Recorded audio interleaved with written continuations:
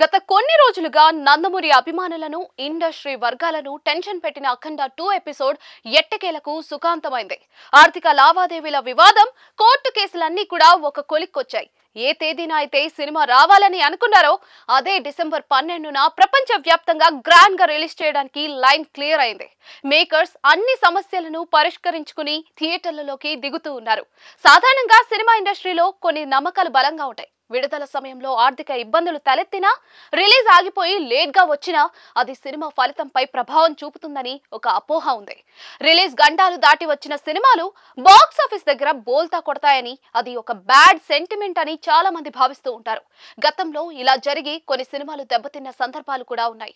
కానీ ప్రతిసారి ఇదే జరుగుతుందని రూల్ ఏమీ లేదు. కంటెంట్ లో దమ్ముంటే రిలీజ్ టైంలో వచ్చే సమస్యలు సినిమాను ఏం చేయలేవు. ఇందుకు బెస్ట్ ఉదాహరణ మాస్ మహారాజా రవితేజ నటించిన క్రాక్ సినిమా. ఆ సినిమాకు కూడా ఫైనాన్షియల్ సమస్యల వల్ల మార్నింగ్ షోలు పడలేదు. ఒక రోజు ఆలస్యంగా ఆటలు మొదలయ్యాయి.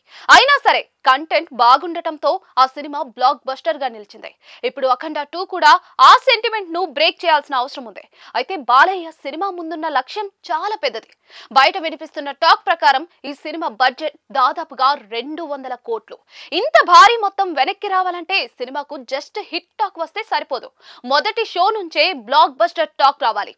ఏ మాత్రం డివైడ్ టాక్ వచ్చినా కూడా, లేదంటే యావరేజ్ అనిపించుకున్నా బయ్యర్లు సేఫ్ జోన్ లోకి రావడం చాలా కష్టమవుతుంది. పైగా ఇలాంటి వివాదాల తర్వాత సినిమా వస్తున్నప్పుడు ఆడియన్స్ లో ఒక రకమైన అనుమానం ఉంటుంది. దాన్ని పటాపంచలు చేస్తూ బాక్స్ ఆఫీస్ దగ్గర కలెక్షన్ స్టడీగా ఉండేలా చూసుకోవాలి.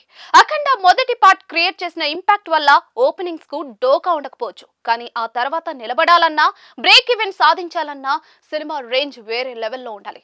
ఏదేమైనా అడ్డంకులన్నీ తొలగిపోయాయి కాబట్టి ఇక అసలు పరీక్ష కంటెంట్ దే.